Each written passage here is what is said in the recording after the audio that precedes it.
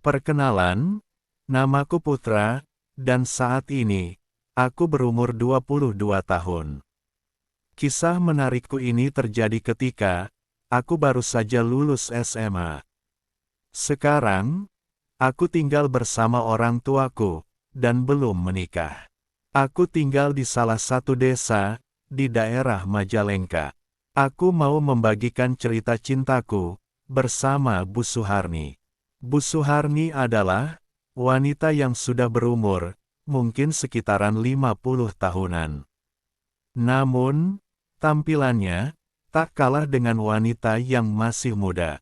Dan yang paling membuatnya spesial dalam hidupku adalah, dialah orang yang telah mengambil keaslianku. Singkat cerita, awal kedekatanku dengannya adalah ketika aku baru lulus SMA. Karena aku berasal dari keluarga sederhana, aku tidak melanjutkan ke jenjang kuliah. Aku ingin bekerja untuk membantu ekonomi keluargaku. Lantas, ibuku menyuruhku untuk ke tempat Bu Suharni, yaitu sahabat akrab ibuku, saat mereka sekolah dulu, yang hingga kini sudah seperti saudara sendiri. Beliau mempunyai usaha toko pakaian yang terbilang sukses dan maju di sebuah kota. Tokonya bukan hanya satu tempat, melainkan ia memiliki banyak cabang di berbagai kota. Bu Suharni berusia sekitar 50 tahunan, dan belum memiliki keturunan. Akhirnya, setelah lulus sekolah, aku mendengar saran dari ibuku, untuk kerja di toko Bu Suharni saja di luar kota. Ibuku langsung menghubungi Bu Suharni, bahwasanya, aku akan berangkat ke tempatnya. Karena memang, Bu Suharni sedang mencari pekerja baru, dan ia memberitahukan kepada ibuku, karena Bu Suharni tahu, jika aku juga sudah lulus sekolah, dan sedang mencari pekerjaan. Setelah semua siap, aku langsung memesan tiket bus, untuk berangkat ke kota tersebut. Setibanya di kota tujuan, aku langsung menuju rumah Bu Suharni, yang alamatnya telah diberikan padaku. Ketika sampai di rumahnya, aku bertemu dengan Pak Karyo, suami dari Bu Suharni. Pak Karyo kesehariannya memang begitu sibuk ke sana kemari. Ia sering pergi keluar kota, untuk mengecek toko-tokonya yang ada di kota lain. Pak Karyo, dengan rambutnya yang sudah putih, berbadan agak gemuk, dan pastinya, ia mempunyai cukup banyak uang. Aku pun disambut hangat oleh Karyo. "Selamat datang Putra, semoga kamu betah bekerja di sini ya," sambut Pak Karyo, yang memang sudah menungguku. "Iya Pak," jawabku sedikit canggung, wajar saja, karena aku pemalu sekali orangnya, kalau bertemu dengan orang baru. Aku pun diajak masuk ke dalam rumahnya, dan diajak makan bersama di meja makan yang lumayan mewah. Saat itu, pertama kalinya aku melihat Bu Suharni, yang selama ini hanya kudengar saja namanya. Dan entah kenapa, aku terpesona dengan keanggunan Bu Suharni, walaupun usianya tak lagi muda, yang seusia dengan ibuku. Saat aku sedang makan bersama mereka, Pak Karyo berkata kepadaku, "Putra, kamu nanti tinggal di rumah saja ya, itu ada kamar kosong, kamu tempati saja, hitung-hitung, nanti kamu bisa menemani ibu, kalau memang bapak lagi keluar kota, dan toko tempat kamu kerja juga gak jauh dari sini," jelas Pak Karyo. Kemudian Bu Suharni juga berkata kepadaku, "Iya Put, kamu tinggal di sini saja, kami gak punya anak, rumah selalu sepi, apalagi kalau bapak sedang pergi ke kota," tambah Bu Suharni. Aku awalnya bingung, mau menjawab apa, dan akhirnya, aku iakan saja perkataan mereka. Setelah selesai makan, aku pun langsung mengambil barang-barangku, dan menuju ke kamarku, yang sudah disiapkan sama oleh mereka. Aku langsung berbaring di atas tempat tidur. Di sela istirahat tersebut, entah kenapa, pikiranku dipenuhi oleh pikiran Bu Suharno. Aku pun tak tahu, entah kenapa aku bisa-bisanya tertarik dengan Bu Suharni. Keesokan harinya, aku pun berangkat pergi ke toko, untuk memulai hari pertamaku bekerja. Ternyata, tokonya cukup besar juga, dan pegawainya juga cukup lumayan banyak. Jam kerjanya, dari jam 8 pagi hingga jam 5 sore. Aku ditempatkan di bagian kasir oleh Pak Karyo, yang biasanya dipegang oleh Bu Suharni. Entah kenapa, aku langsung dipercaya untuk duduk di kasir. Mungkin mereka telah menganggapku sebagai saudara mereka, karena mereka juga begitu tahu dengan sifat ibuku, yang memang jujur. Setiap hari, aku melakukan aktivitas toko seperti biasanya, dan terkadang, sesekali, Bu Suharni datang ke toko, untuk mengecek barang-barang yang ada di toko, dan sering juga membawakanku makanan. Pada suatu hari, Pak Karyo datang ke toko, dan memanggilku. "Putra, tolong kesini bentar, Bapak mau bicara sama kamu," panggil Pak Karyo, dan aku pun langsung bergegas menghampirinya. "Iya Pak, ada apa Pak?" sahutku. "Besok Bapak dan Ibu mau keluar kota, untuk mengecek toko yang ada di sana ya, jadi kamu nanti sendiri saja di rumah," ucap Pak Karyo. Singkat cerita, keesokan harinya, saat Pak Karyo hendak berangkat keluar kota, kulihat dari kejauhan, Bu Suharni masih berdiri di depan pintu, dan terlihat mengantarkan Pak Karyo. Aku pun keluar menghampiri Bu Suharni. "Loh, kok Ibu gak ikut Bu?" tanyaku penasaran. "Iya Put, Ibu gak jadi pergi, sebab besok ada barang masuk ke toko," jawab Bu Suharni. Malam pun tiba, sekitar jam 8 malam, aku berbaring, sambil main HP di kamarku. Tiba-tiba, Bu Suharni masuk ke kamarku. Aku sangat kaget, dan jujur saja, itu membuat jantungku serasa berdegup dengan kencang, dan pikiranku seakan bergemuruh, dan gejolakan batinku tiba-tiba muncul. Karena, aku hanya berdua dengan Bu Suharni di ruanganku, dan ditambah lagi, Bu Suharni hanya menggunakan kain lap saja saat itu. "Ada apa Bu?" tanyaku pada Bu Suharni.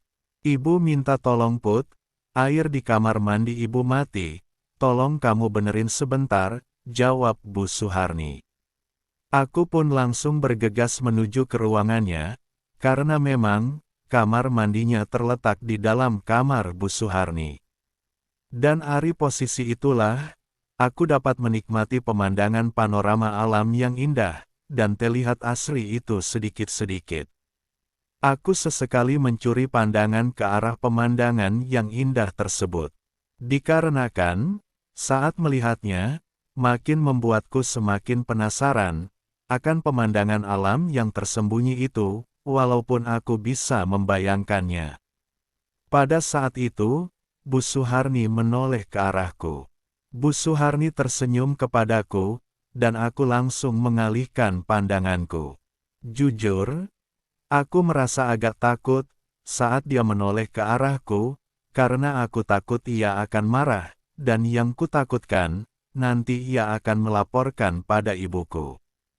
Akhirnya, air keran pun hidup, setelah aku coba memperbaikinya. Aku pun segera keluar dari ruangannya tersebut. Singkatnya, sekitar jam 2 malam, tiba-tiba aku mendengar suara teriakan dari ruangan Bu Suharni, yang sembari memanggil-manggilku. Aku pun langsung menemuinya, karena dia terus-terusan memanggil-manggil namaku. "Kenapa Bu?" tanyaku, sesampainya di ruangannya. "Putra, barusan Ibu mimpi buruk Put, Ibu takut banget," jawabnya. Aku begitu bingung dengan jawabannya itu. Namun sepertinya, ia terlihat sangat ketakutan. Aku pun mencoba menenangkannya, dengan duduk di sampingnya. Bu Suharni kemudian ngomong, kamu temanin ibu dulu ya, ibu takut banget, pintanya, dengan memandangku dengan pandangan yang penuh makna.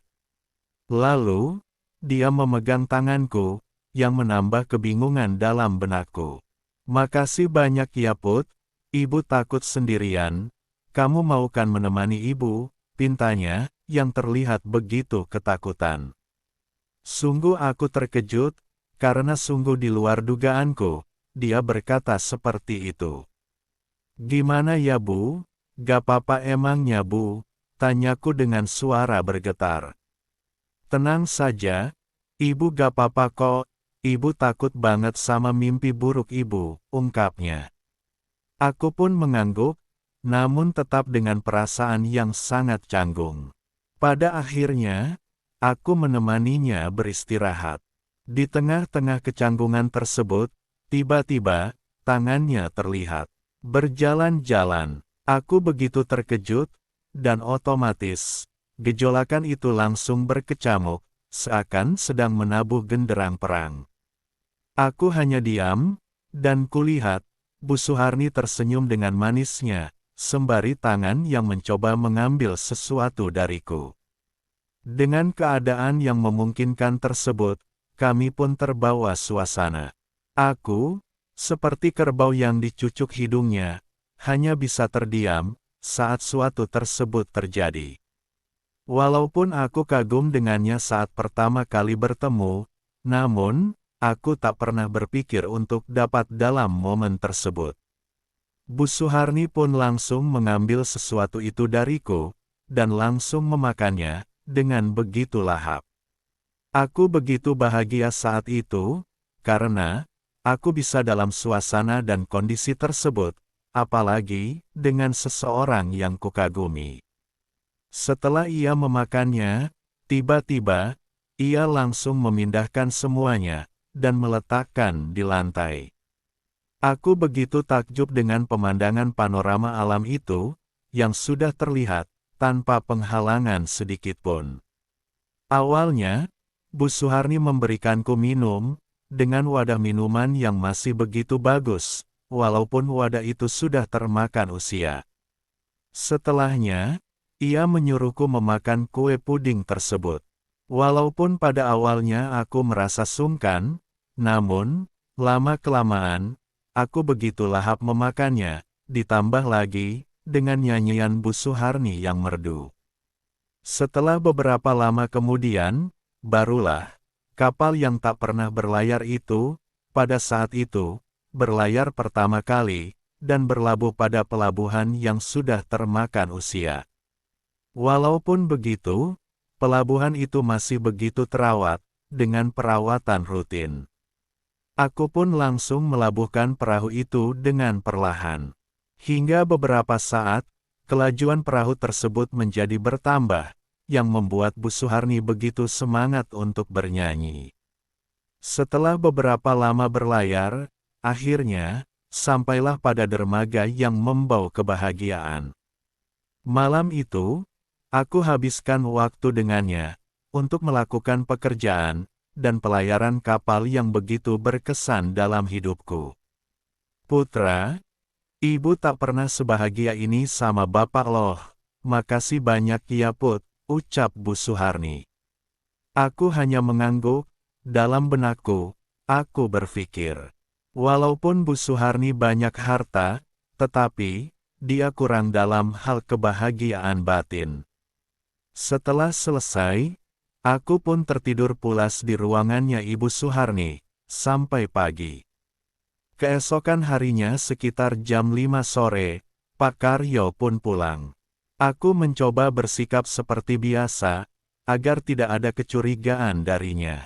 Hari demi hari, aku melakukan aktivitas seperti biasanya, dan apabila Bapak keluar kota, Bu Suharni selalu meminta menemaninya, untuk sekedar mengobrol, ataupun meminta pertolongan pekerjaan dariku. Dan yang parahnya lagi, kami selalu mengulang hal yang sama. Singkat cerita, 3 bulan kemudian, ketika Pak Karyo sedang di tokonya bersamaku, Pak Karyo mendapat pesan dari Ibu Suharni, bahwa ia sedang sakit, dan harus dibawa ke rumah sakit. Pak Karyo pun berpamitan denganku. Putra, kamu jaga toko ya, Bapak mau nganterin ibu ke rumah sakit, ucap Pak Karyo. Sore pun tiba, aku langsung pulang, dan beristirahat sejenak di kamarku. Tiba-tiba, aku mendengar ketukan pintu dari luar. Aku langsung membukakan pintu, dan ternyata, Bu Suharni dan Pak Karyo baru pulang dari rumah sakit. Dan kulihat, wajah Pak Karyo seperti bahagia sekali. Apa sih yang membuatnya kegirangan sekali? Karena memang tak seperti biasanya, pikirku saat itu. Dan kemudian, mereka mengajak ngobrol denganku di ruang tamu. Kamu tahu gak Put, kenapa Bapak bahagia sekali saat ini? Tanya Pak Karyo. Aku hanya menggeleng kebingungan, karena memang, ia tak pernah sesumringah saat itu. Akhirnya, ibu berhasil mengandung Put, ungkap Pak Karyo. Aku sungguh kaget sekali mendengarnya. Aku pun melihat ke arah Bu Suharni, sembari berpikir. Apakah ini hasil kerja kerasku, selama ini? Tanyaku dalam hati. Saat kulihat Bu Suharni, dia langsung membuang wajahnya, seolah ia menyembunyikan sesuatu di hatinya. Aku pun memberikan ucapan selamat kepada Pak Karyo. Selamat ya Pak, akhirnya, yang telah lama Bapak tunggu-tunggu, datang juga, ujarku. Keesokan harinya, saat pagi-pagi buta, Bu Suharni masuk ke ruanganku, yang membuat aku sangat terkejut. Bu Suharni berbisik kepadaku, Putra, ini hasil dari pekerjaan kita selama ini, Ibu gak mau keluarga Ibu hancur, bila Bapak tahu perbuatan kita selama ini uang untukmu, dan kamu tolong segera pergi dari sini ya, karena, Ibu gak mau Bapak jadi tahu soal anak ini, ujar Bu Suharni dengan suara lirih, sembari dia memberiku sebuah amplop. Dan aku berpikir, benar juga apa kata Bu Suharni, umurku juga masih sangat muda, dan apabila Bapak tahu soal ini, bisa-bisa, aku dilaporkan ke polisi, dan juga, keluargaku pasti sangat malu sekali. Dan aku pun langsung mengiyakan permintaan Bu Suharni. Baik Bu, saya akan menjaga rahasia kita, ujarku. Aku pun langsung mengambil amplop yang berisi uang itu, dan aku langsung membereskan pakaianku, dan keluar untuk berpamitan. Aku pun berpamitan dengan Pak Karyo, dengan alasan, ibuku jatuh sakit, dan aku harus segera pulang, dan aku pun langsung menuju ke terminal, untuk pulang ke kampung. Dalam perjalanan pulang, ingatanku tak lepas dari bayangan Bu Suharni.